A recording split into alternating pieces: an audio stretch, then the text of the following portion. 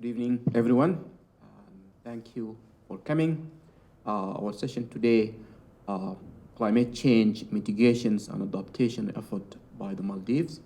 And our presenter is Hussain Ziyath. And Hussain is a Humphrey Fellow at the Special Program for Urban and Regional Studies, SPURS, famously known as SPURS, at MIT.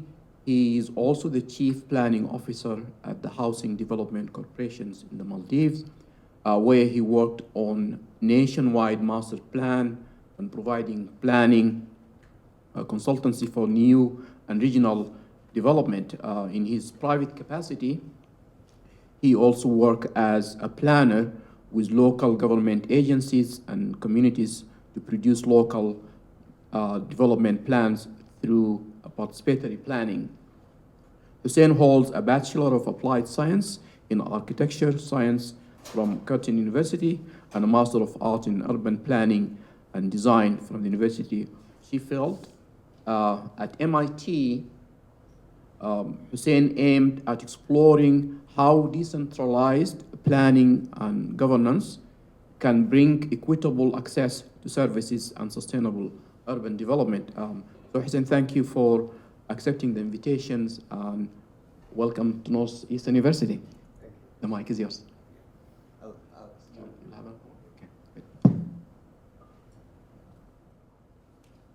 Thank you, Professor Abdul, and thank you for this opportunity for Northeastern University for hosting me. Good afternoon and welcome. Today I'm here to present the climate adaptation and mitigation the Maldives has undertaken over the past 10 to 20 years. But before I present the case, I will give you a bit of an introduction to where Maldives is located.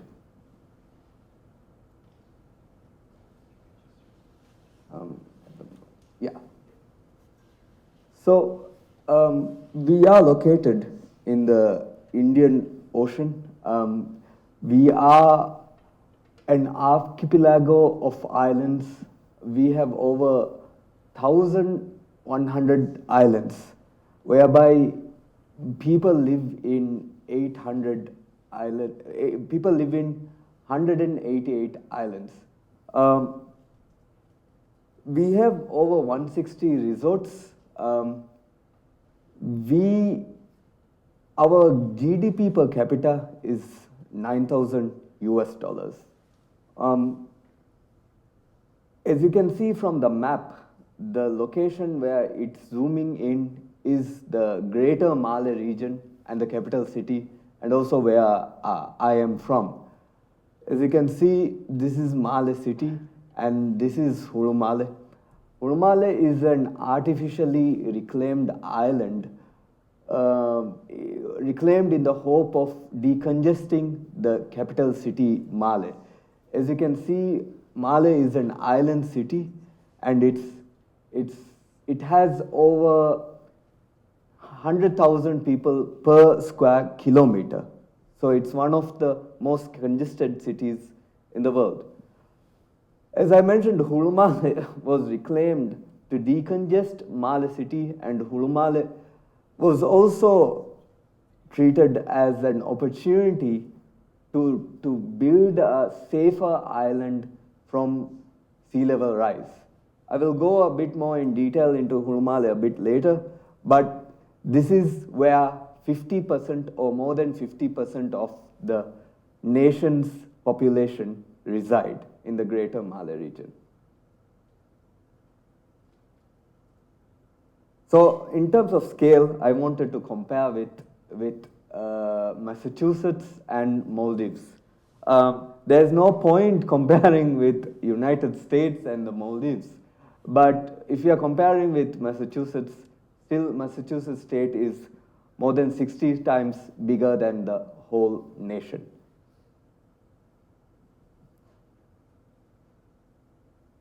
So why the emergency, or why are we talking about climate adaptation and mitigation?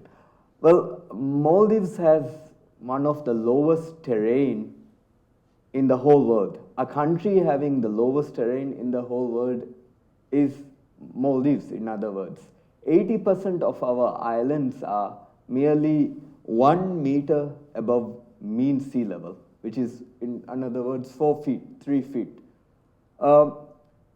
The IPCC, or UN Intergovernmental Panel on Climate Change, predicts by 2050 the Maldives or other small island states will face 70 to 90% loss of their coral reefs. This is because of, if as predicted, the temperature, global temperature change would reach 1.5 degrees or even 2 degrees due to ocean acidification or the change in sea surface temperature, the coral reefs would die. And the coral reefs are the first line of defense for small island states like the Maldives from swells and, in worst case scenarios, tsunamis. So by the year 2100, if the current trends remain the same, the sea level is expected to rise more than 1 meter, which means 80% of our islands would already be underwater. And some of this would happen in our lifetime, if not in our children's lifetime. So what are the trends? This data shows not only one agency, one institution, but institutions and agencies working around the world who are collecting data to see what's happening to our global temperature change over the past years from 1880. And the trend is very clear. It is going high and it is changing. So it's time we face the music and see what we can do about it. I will try to illustrate what Maldives has been doing since the time of independence. We got our independence from the British in the 1965, and I will try to illustrate the policies which we have had to work around climate change. From as early as 1968, we've seen relocations of people moving from one island to another, mainly due to climate conditions and environmental change. However, the biggest impact, or the first impact due to a swell, came in 1987. So this led to the Maldives talking about sea level rise for the first time at the UN in 1987. And the UN speech by our president led to the formation of Alliance of Small Island States, known as AOSIS now, which comprises of 39 islands, 39 island nations. Also, Maldives was the first chair of hosting AOSIS meeting. From 1992 to 1997, the governments actively promoted relocation.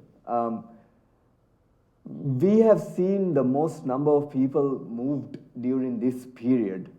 Roughly around 2,759 people were moved to 4 different islands. However, back then it was more out of necessity and to access to services rather than fully dependent on climate change. But climate change was also a major factor. Then in 1997, because more of the migration was seen to the Greater Malay region that I previously highlighted, the government decided to reclaim a new piece of land. As I mentioned, Hulu Malay. Hulu Malay was reclaimed in 1997, which was 2 meters above sea level. So our prediction is that if the trends remain the same, we would still be able to live another 100 years by reclaiming 1 meter more. You know, that was the rationale when Hulu Malay was reclaimed. But it was the first island in Maldives which was developed under an urban master plan. Um, other than the 2-meter elevation, it also housed more green spaces, a natural drainage system, and the roads were designed in such a way that even though in swells and tsunamis, the water would go from one side to another. And with more open space, they would have space to dry into the land. It was planned for a 60,000 population, but as we all know, plans change as we progress. This is the lagoon, and it is the reclamation shown. I understand, and we as a government understand, that reclamation is not the most environment-friendly way to go about urban sprawl. This is in another way urban sprawl. But as islands, we do not have spaces to sprawl because we have what I call a blue belt around our islands. Our way of sprawling is going into adjacent lagoons and trying to reclaim land to live there. So this was the rationale behind it. And over the course of history, there was discourse that, okay, this is the right thing to do so that we can decongest the capital. However, what we started seeing was people were not only coming from Male City, people were coming from all over the nation. So what initially was designed to decongest Male City then became a city or a center for the whole nation. So again, we had to relook or reevaluate our plans, and also the change in policies from a centralization to decentralization perspective did not really help. However, with that said, Ulumale is one of the more successful safer island projects back in the day. Then what happened was, I'm not sure if you guys see that. I'll try to move this screen. Yeah. So in 2004, tsunami hit the Maldives.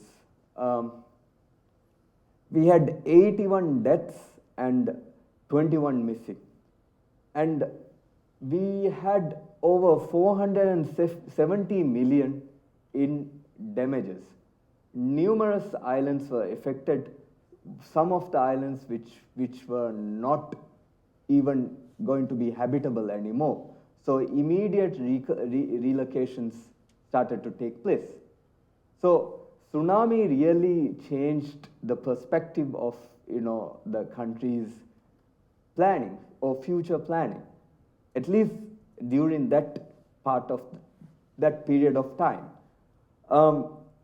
We started talking about how we could make our islands safer. This is an image of how the islands were when the tsunami affected or tsunami hit. As you can see, these houses were not habitable after the tsunami. So in 2006, between 2006 to 2008, we started talking about the safer island concept beyond Hulumale. When we tried to rebuild, we tried to look at how we could rebuild better. After a disaster, and that is a common theme even now today, building back better. So what we tried to do was to see how we can make our islands more safer from extreme climate events such as the tsunami. So what we did was, when we relocated people who were affected to other islands, we tried to model the islands in such a way it could become more safe by having shore protections, by having the center of the island much more elevated than other areas. and the central region to house important institutions such as schools, offices, mosques, hospitals. So the service core of the island would be in the central region. And also similar to Hulumale, have the roads designed in such a way that it could take the swells and it could like release the swells from other side of the country, other side of the island. And also the natural drainage system to be such designed in such a way that it could ingest the water which could come in. From Hulumale and to some of the safer islands, one of the success story is even with heavy rain, we are able to still take in the rain into the land, which helps us in not relying on a artificial drainage system, and also replenishing the natural groundwater length of the island, and also having this green buffer as a space to plant trees which could give shade to the people or pedestrians using the pavement. So this is an image of a safer island in Maldives called Villafushi. As I said, as you can see, you have shore protection around the city. The roads are wider with natural green merges. It's a bit more planned, and natural institutions like civic buildings and office buildings and schools are located at the central region here, and purposely designed green spaces were ingrained into the planning process. So these islands were at the time coined as safer islands, which worked better. However, from 1997 to 2009, I mean, more or less the same period, government tried to take the opportunity, I wouldn't say advantage, opportunity of tsunami to relocate more people. And this is the period where most relocations have seen in the whole of Maldivian history.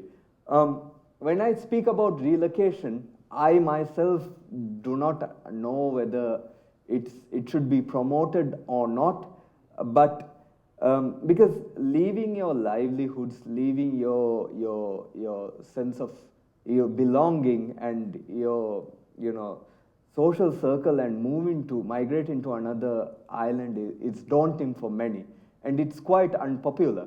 But for Maldives during the time, it felt like a reason to survive. Moving was seen as a mode of survival, because the impact of tsunami and how vulnerable we were fresh. So as you can see, that amount of people and that much relocation happened, and this was the period when most of it happened in Maldives.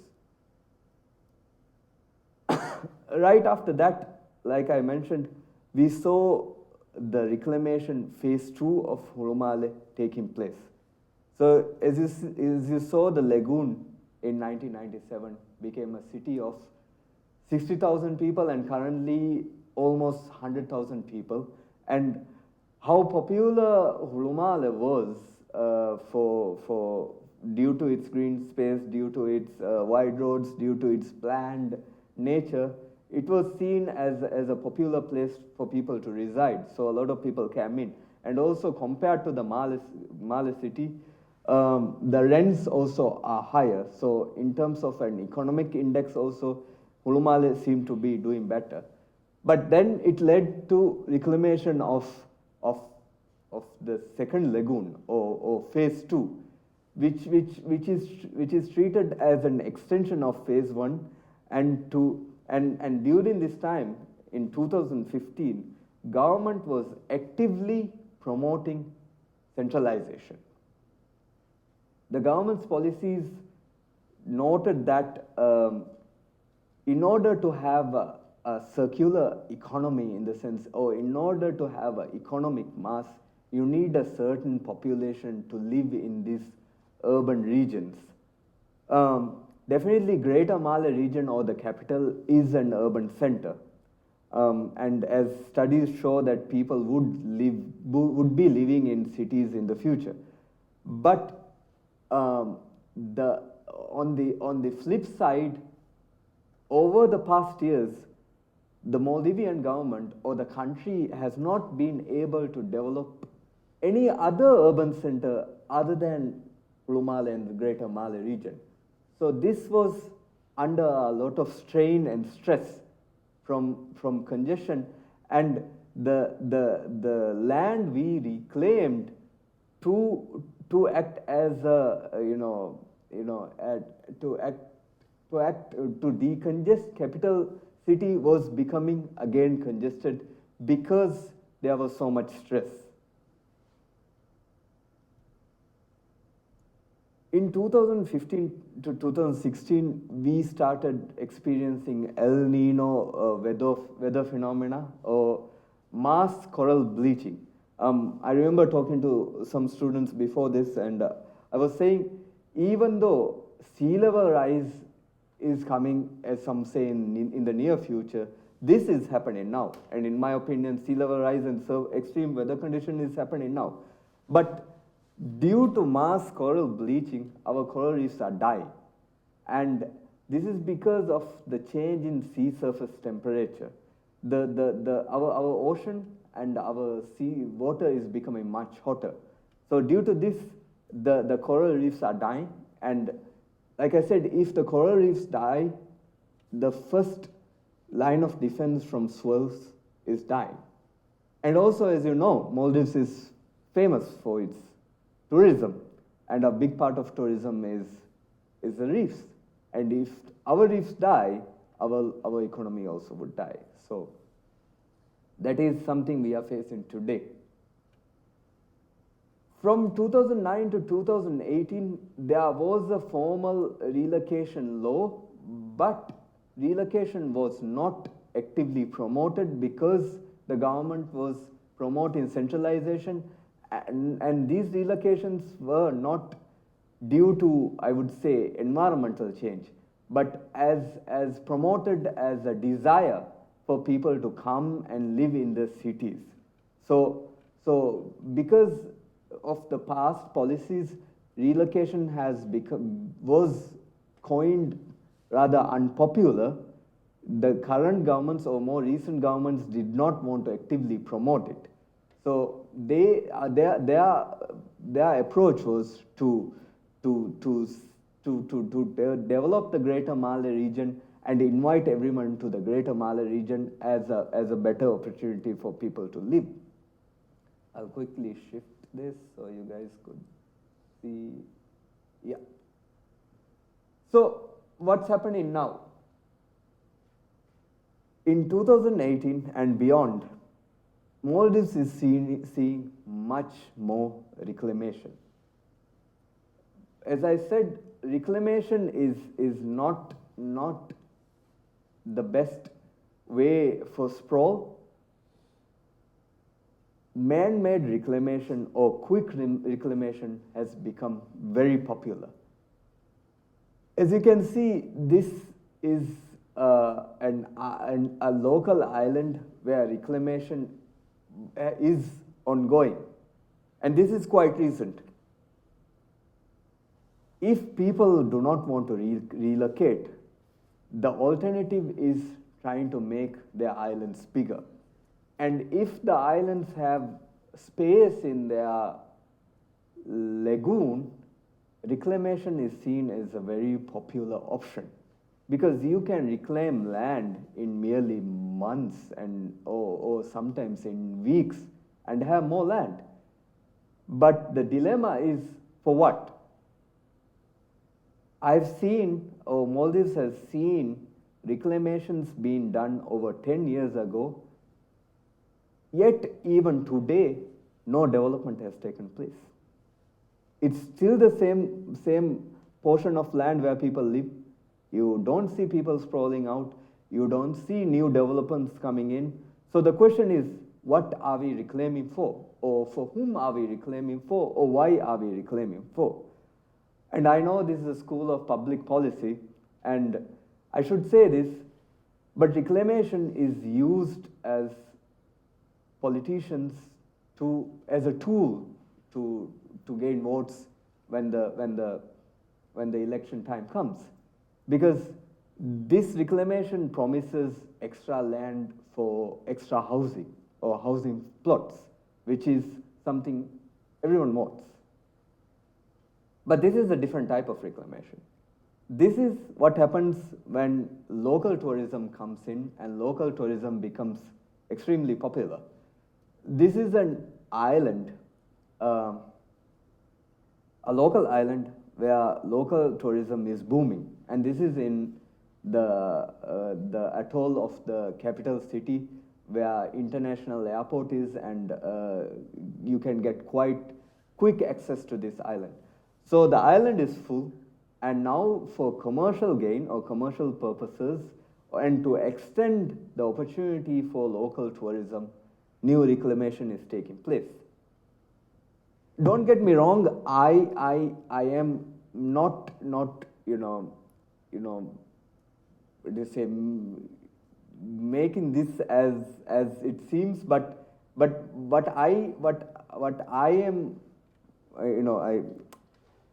trying to say is reclamation based on a purpose can be understood, but like reclamation taking place without a purpose is something which we have to reconsider.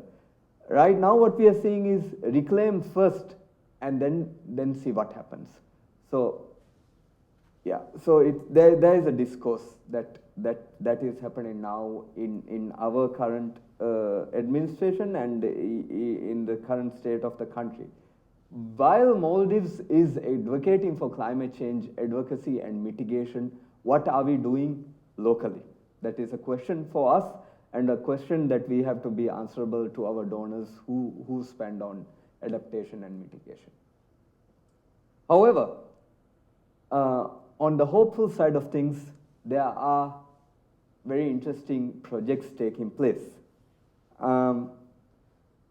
There are nature-based initiatives being explored right here at MIT, where scientists and researchers are working on natural ways to reclaim an island using water, using wave energy. By having obstacles underwater and by studying the wave energy, they are trying to accumulate sand so that it breaks the water level.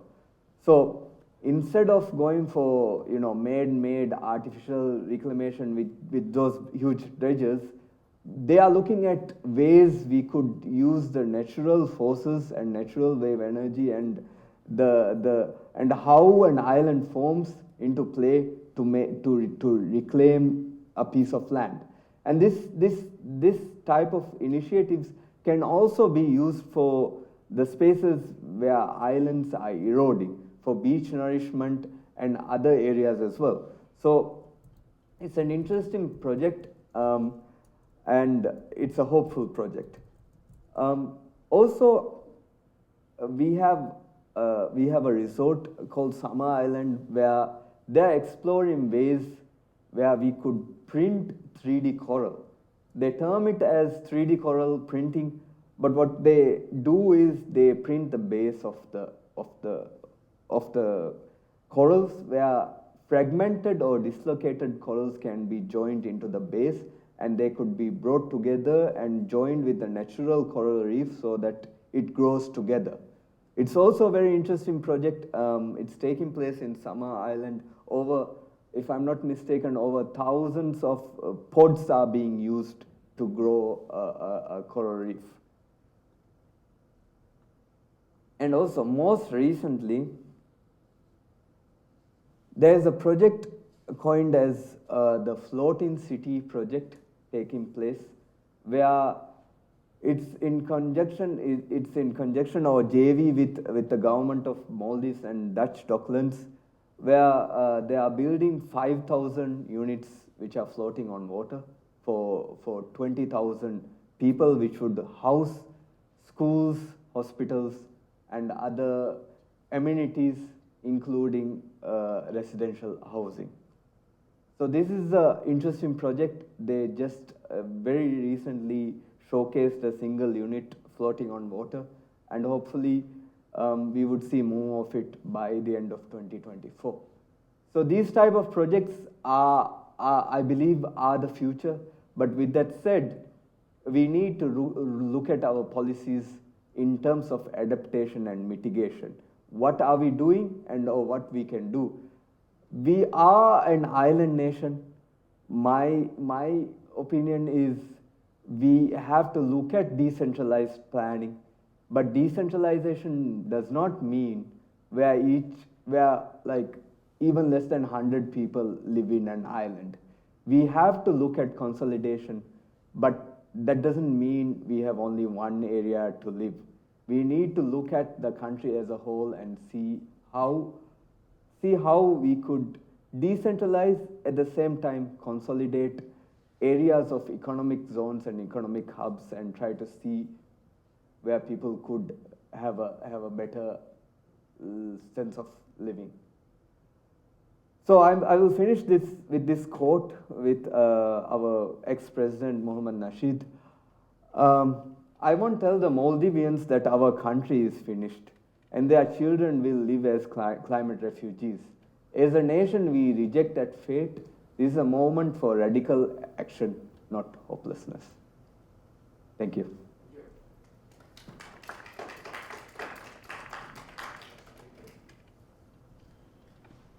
And if there's any questions, I will be more than happy to take them. Thank you so much. This is really great. You bring the urgency of climate change. And these sessions really sit very well with what we have done in the past. We started here by looking at what's happening in Boston. We had somebody from Boston Foundations to come and talk about the progress of climate plan in Boston. Then we had somebody from Washington, D.C. come and talk about what's happening in the United States. And your session or your presentation bring a very important global perspective. So I wanted to know, what is the role of, you talked about the small island associations. What is their role? How helpful have they been to the Maldives? Because this is kind of a global argument. So I wonder if you can talk a bit about that. Yeah. I also wanted to know, you said reclaiming land has, the traditional way of reclaiming land, the landfill, it has some environmental negative impact. I wonder if you can talk about that as well. I'll answer your first question. Definitely, Maldives has been a leader in advocacy, and like I mentioned, in the 80s, President Mahmoud was the first person who talked about sea level rise in a UN setting. So after the formation of Alliance of Small Island States, AOSIS, they have been an advocate in climate change and the impacts of climate change for small island developing states. What they've tried to do is try to talk with development partners, try to talk with developed countries in order to access climate infrastructure finance for mitigation and adaptation. So AOSIS represents lawyers and economists who participate in climate change negotiations to see where the money can go, or to see where it needs to be prioritized. And over the past years, Maldives also has gotten a lot of funding from the help of OASIS for adaptation and mitigation. And when I say adaptation and mitigation, is the shore protection that you saw, the harbors, and other means of fighting climate change and loss of land. Your second question was if you... I was thinking about the negative impact of landfill reclamation. Yeah. This is a very your question has two ends. It has a discourse because in Maldives we do environment impact assessments before we do reclamation. But as you can see, like when we reclaim sand, the sand is taken from a deeper location in the ocean through a barge, and they get it to the location that they need to fill, and they dump the sand. And when you dump the sand, at least until it breaks the seawater level, the sands keep spreading. It spreads to the region surrounding the lagoon. And if you take any lagoon, the edge of the lagoon would be the coral reefs. And due to sand sedimentation or the sedimentation, settling in the coral reefs, the coral reefs die. I mean, because it kind of engulfs it, So we try to at least, the best practice is what environmental experts say is the best practice is to keep at least 150 meters from coral reef edge to the boundary of your reclamation. So there are ways to mitigate it, and like I said, there are coral replanting going on after reclamation, but I am highlighting a bigger problem. I'm highlighting a problem of, the answer to, it's like a one key, what do you say in English, one size fits all solution, to urban sprawl. We are a nation of islands. We have larger islands and smaller islands. And as my ambassador put it, we may be a small island nation, but we are a large ocean state. So we have different type of islands. So my question is, do we end up, reclaiming an island where less than 200 or 100 people live? Or we try to see if it's better to relocate them to an urban center which would house them better in the long run, due to excess of services, due to excess of, education, employment and whatnot. And also, before reclaiming, do we check whether how the island would behave with sea level rise? Because sometimes there has been research which showed that, human intervention by building a harbor, by building shore protection, is making the island's land loss more. Because we have two monsoons, the tropical two monsoons. So from one monsoon, the wet season, and the dry season, from one monsoon to another, the sand sedimentation moves from one side of the island to the other. It's not always the case of land loss, but there is, if you guys are familiar with archipelago of islands and small islands, the sands move from one side to another. So, like, physical intervention disrupts this natural process, and it expedites, it fastens the process of land loss. So when we think about reclaiming land or bringing interventions, do we see how the island would behave in the long run? And rather than reclaiming or pumping finance into reclaiming that island, or do we try to relocate them and try to see this as a macro planning issue? So that's where I'm getting at. If you guys have any questions, please.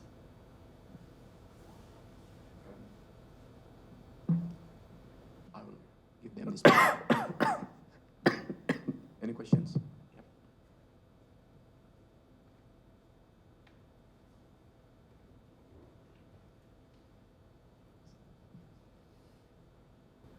So first off, thank you for the talk. I wanted to ask with regard to kind of the interdependence between the public and private sectors with regard to development, the sense that both are really at risk, where you have a tourism sector that the economy is dependent upon, but that also needs the land to operate.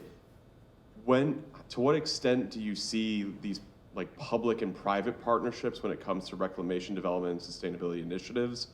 And do you also see any like differences in perhaps the efficacy or intent behind where these investments are taking place? Like, for example, are the reclamation projects more popular in the private sector?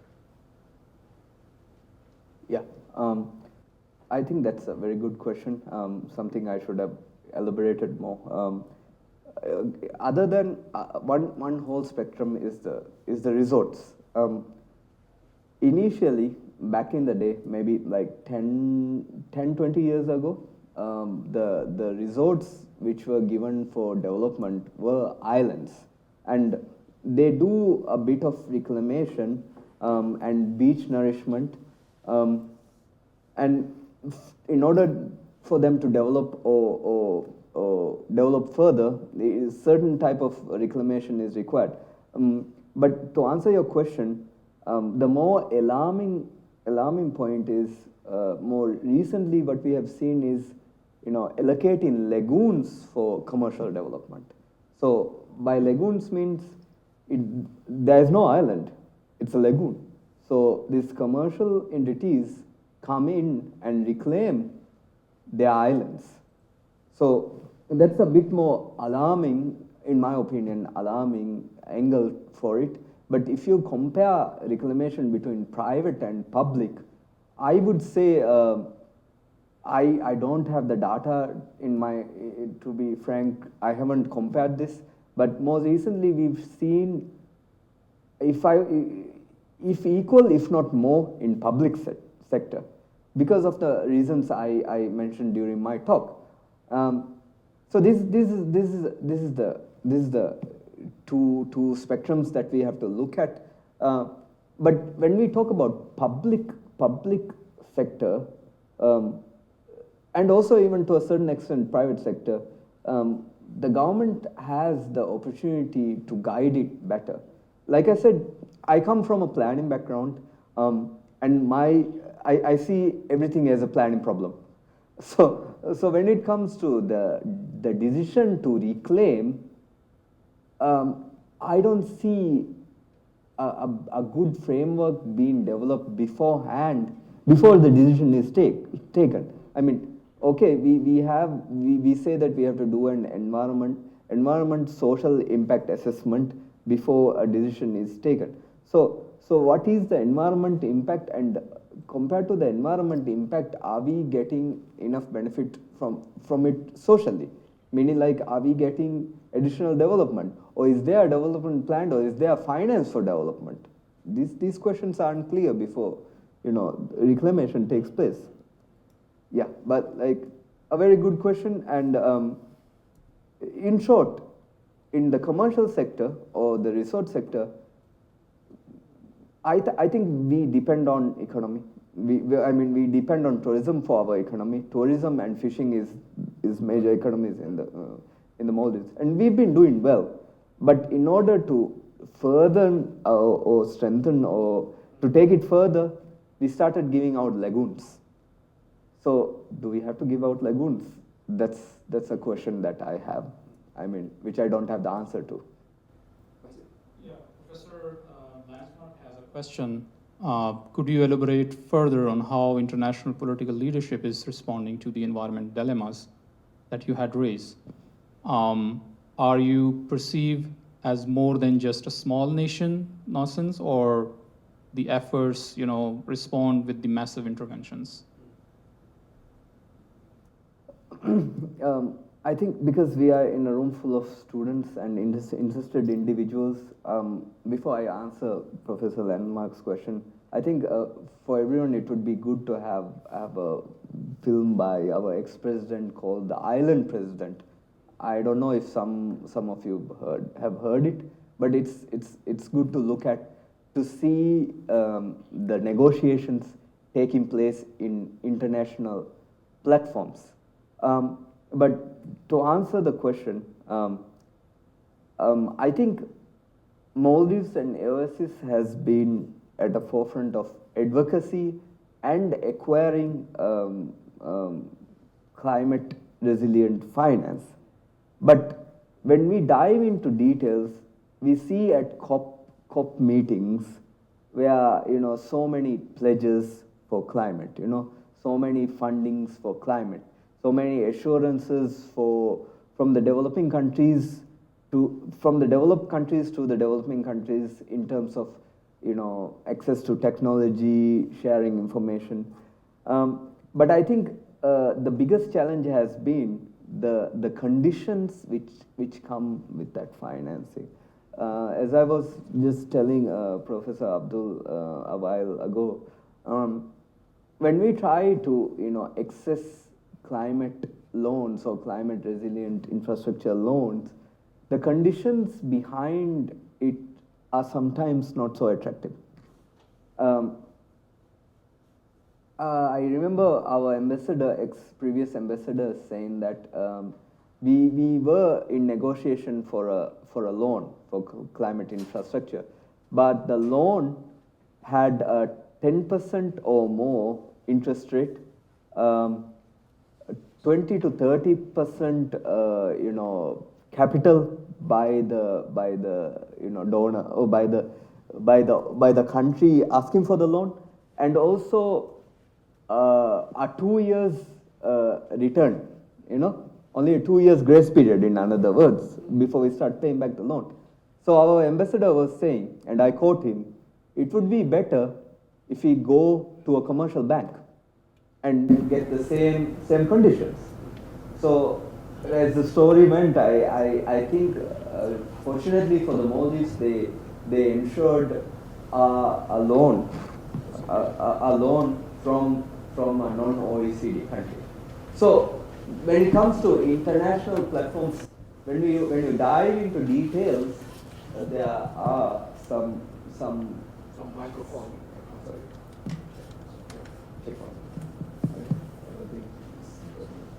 But like when you dive into details, there are some concerning areas. But I am hopeful, and I mean, in terms of what Maldives have done, in terms of advocacy, I think they've done a good job. I mean, we've done a good job. Other questions from you guys? I was wondering if you can tell us a bit about what you would be doing at MIT to advance bringing the attention of this urgency to people here in the United States, or what are your plans while you're at MIT for this scholarship? Yeah, my plans have been to see how. I mean, I'm working on different spectrums, not only one angle, I guess, different platforms. I'll tell you a couple of angles that I'm working on. One angle is even at MIT, the focus on SIDS, small island developing states, and the climate impacts to small island developing states have not been, in my opinion, given sufficient attention. I mean, there is a lot of environmental work, environment-related work being done, a lot of good research being done, but focusing on small island development states, there has not been, in my opinion, or at least I haven't come across that focused research being done. So I've been trying to gain attention or attraction to these type of talks, discussions, and workshops, so that there would be some traction to this topic, even at places like MIT, Harvard, and the universities at this area. So this is one angle, so that I could leverage the connections or the research that we will end up doing when I go back. The other angle I'm working in is, as I presented when I spoke, I'm working with the lab who is working in the Maldives, who is trying to, grow an island in Maldives. So I'm trying to help them to scale the work to locally apply it. into local islands, because at the moment they are working, their field test study is in one lagoon. Third one is some of these topics are bigger than one person. There's only so much one person can do or what I can do. So I've seen this as a way to, this at least climate resilient planning and disaster risk readiness has to be incorporated into planning process. So I see that this noise or this has to be spoken by an NGO or an independent body, not the government, and not maybe from a commercial angle, not the private sector, but an NGO. So in my head, the solution for that is, I was also the vice president of Architects Association Maldives before I came. So I feel like we should have a planning association in the Maldives, like you have APA here. So I'm in contact with APA to form a planning association, which could be the people behind raising these concerns in a public, platform. Yeah, this. Yeah. Thank you. Professor has another question. Okay. So what would be the most useful for engaging American students in addressing the issues that you raise? The text seems clear. What would encourage greater advocacy on your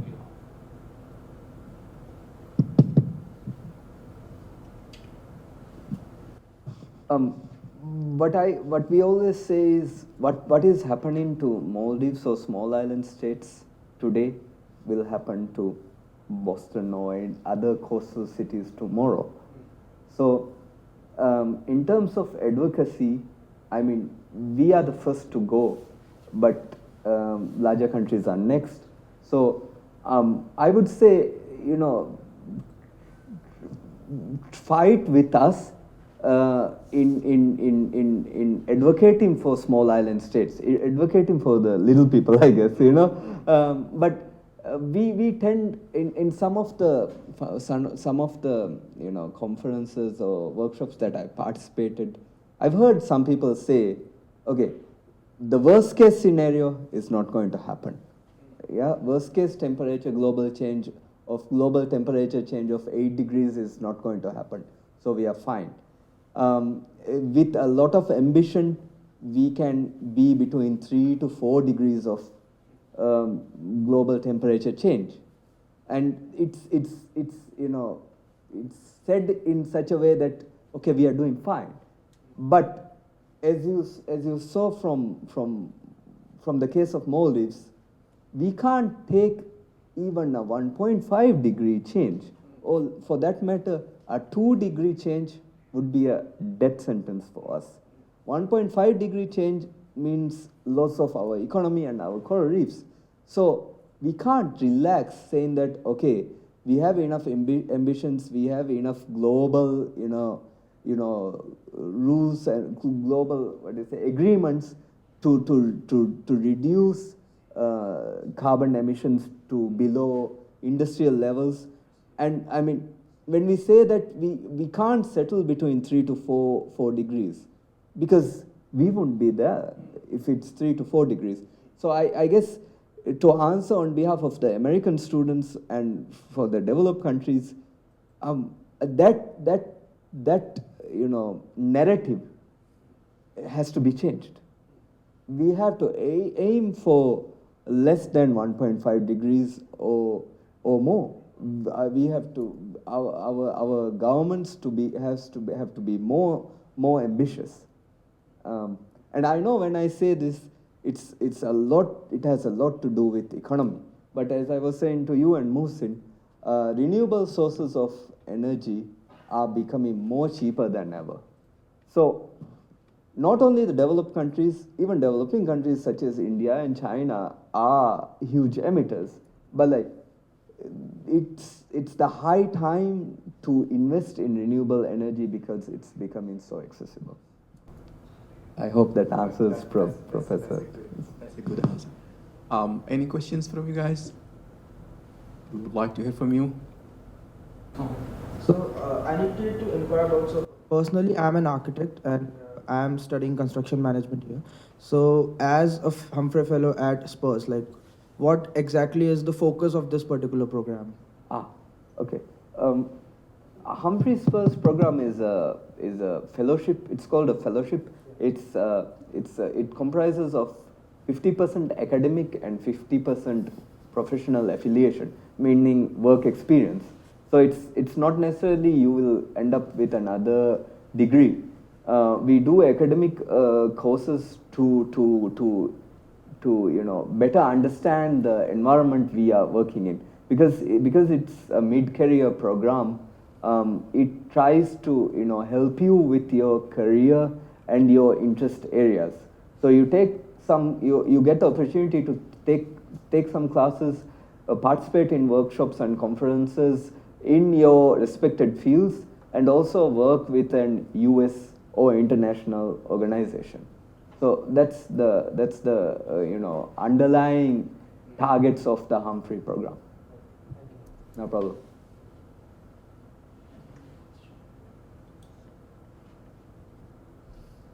My question is, what is the government of Maldives is doing to raise the level of the people expectation? Could you elaborate a bit more? Expectation in terms of? In terms of what? Because I was reading, just we have a resort, I was reading the job site. All of the executive position, they go to foreigners. For the Maldives, what's left is the bartender, the housekeeping, all those things. And I am concerned about that. They should have something for the people so they can go to that level to be an executive at those resorts. That is a question beyond my expertise, but I will answer, because I can speak to it a little bit.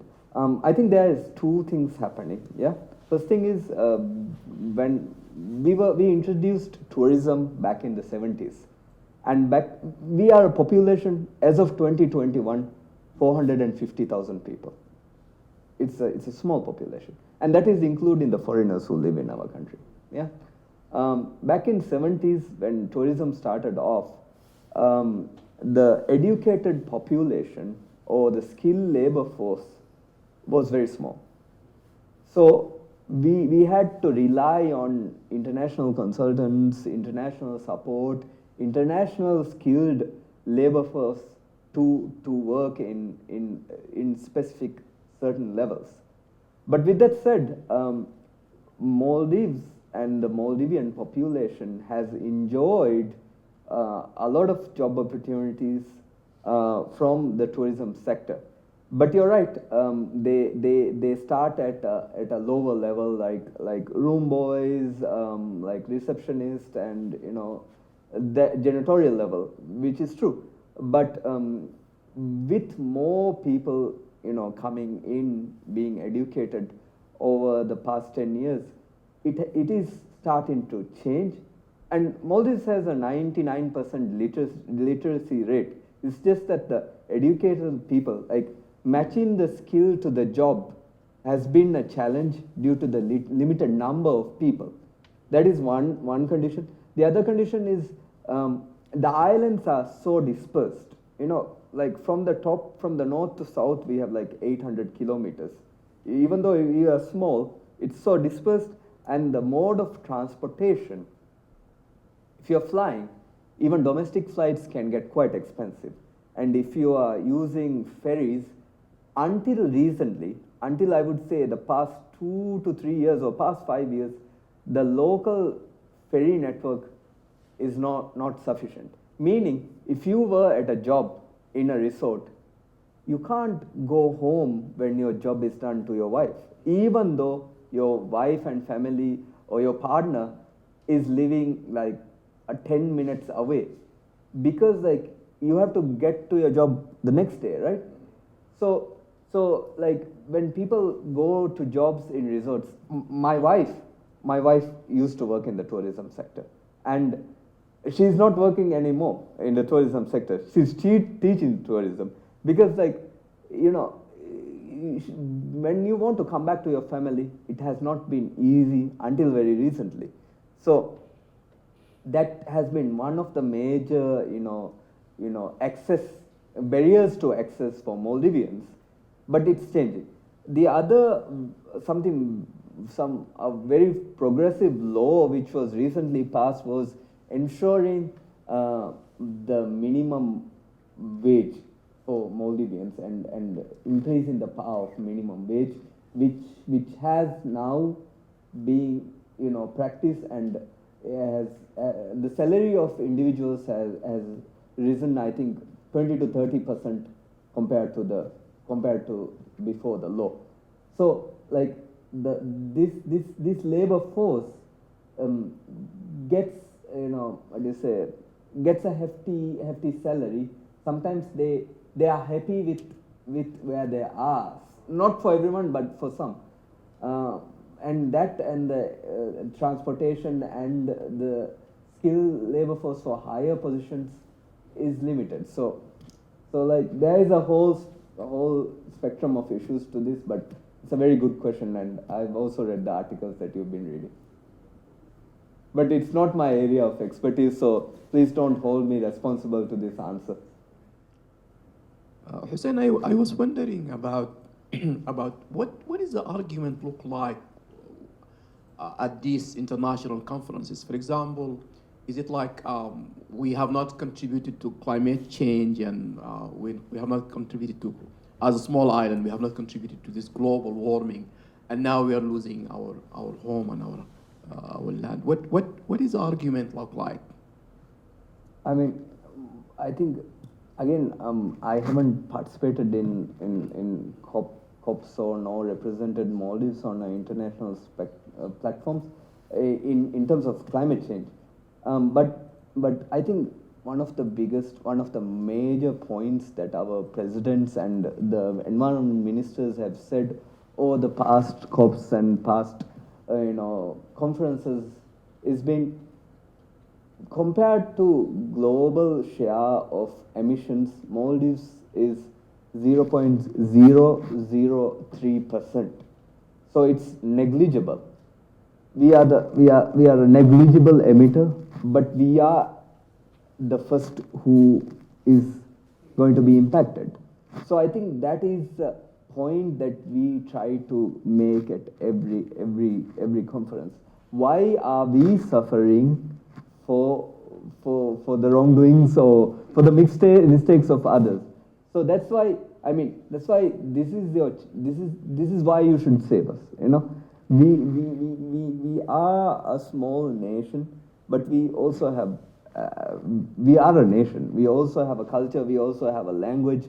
So not only Maldives, and there are so many small islands which would be affected. So I think the biggest point is we are one of the least emitters, but we are at the forefront of impact. That's one of the major points that our leaders make. And the other point is that the point I just made. We can't relax by saying that, okay, with these emissions, or if we do this, we are going to be okay at 3 to 4 degrees of global temperature change. No, it's not good enough for Maldives or other small island states. I think those 2 points, they try to hammer it home.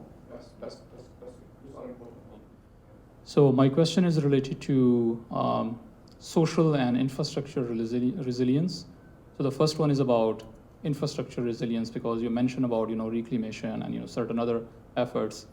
But can you give some kind of examples of how the buildings and resorts are trying to be more sustainable and resilient towards these climate change issues and concerns? And at the same time, because you mentioned about the tsunami, and then how Maldivian society has come together to support each other. So it's in terms of social resilience, do you have some kind of, you know, suggestions, even as a researcher, or, you know, as an architect, or, you know, as a planner, that we can actually learn from Maldives case as well? Thank you. Okay. In terms of climate resilient infrastructure, at an island, local island level, what we do is our most popular interventions are shore protection. You know, shore protection in the sense to prevent swells which would come into the island, and also integrate a drainage system which can carry the swells out of the island before affecting the livelihoods or the buildings. So that is a type of, or the most popular climate resilient, you know, infrastructure or mitigation mechanism for small islands. But with that said, Maldives has also pledged for a net zero, you know, country by 2030. So we have started, you know, we have started investing in more solar energy, and more solar panels in schools and other public buildings. So we are trying to do that, and we are trying to limit our waste in any way possible. And I think by 2025, we are trying to get rid of single-use plastics for the whole nation. So Maldives is making pledges which is in a hopeful you know, direction. So that's not necessarily climate resilient infrastructure, but that is some initiatives that we have done so. But with that said, again, because I am not at the moment in the government, there are some things I could say which the government could not. We are investing in the Greater Malay region into a lot of bridges, you know, by connecting the land masses to create urban sprawl. So as I was saying to you guys, you know, I am a huge supporter of public transportation. And why I am a supporter of public transportation is because it reduces the carbon footprint. And we are such small islands, you know, we don't need cars. Like I said, we are fine with scooters, but like the tendency to, the popularity of cars or private ownership vehicles is increasing. And the bridges we are building is promoting that, because we could have easily had a LRT network. We could have easily had a train which connects the islands, or at least a bus priority lane, but we don't. You know, we are doing common lanes. You know, and also we have built one bridge in the last administration. We have a new bridge connecting to the industrial city in the nation, and it's also the similar case. So I wouldn't say that is climate resilient. You know, climate resilience also have to look at how we can reduce our carbon footprint. And that is not reducing our carbon footprint, that is promoting it. But like people can argue that, okay, after like 10 years, all our cars would be electric cars, you know. Maybe, but it's not today. And I mean, even though we all have electric cars, we would still be congested and on the bridge, you know, with the traffic. But that's my first answer. The second answer is, I would say, I'm proud to be Maldivian, and to see how our communities came together after the tsunami. We really helped each other, and I don't honestly believe it's because it's the Maldives. We see in all over the world how people can come together after disaster strikes. We see it in Turkey. We've seen it. But the problem is building back better. You know, so when disaster strikes, and when we are investing into a lot of development or building back, are we building back more resiliently, you know?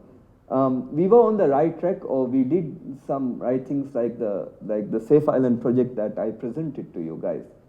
But does it go beyond that? As architects and planners, how is our buildings climate resilient? what happens when the second tsunami hit, you know, I mean, there are ways where there are models or building types where when the swell comes in, the ground floor is left empty, you know, like parking or a non-residential floor, so that you live on the first floor. So when the swell comes, the impact or the loss or the damage is, you know, mitigated. So are we doing our building similarly? No, at the moment no, but like should we be? Yes. So yeah. So when we build better, how we build back better is very important in my opinion.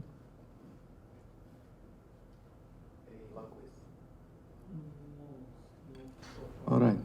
I think with this positive note, we will conclude. So thank you, Hussain, for this very informative session, and thank you for your acceptance of this invitation. Thank you very much for inviting me. Definitely, we need to continue these conversations, and we look forward to more collaborations. So thank you again. Thank you, Professor. It's been a pleasure. Thank you. And thank you, everyone, for your attendance and for your good questions. We'll see you next session.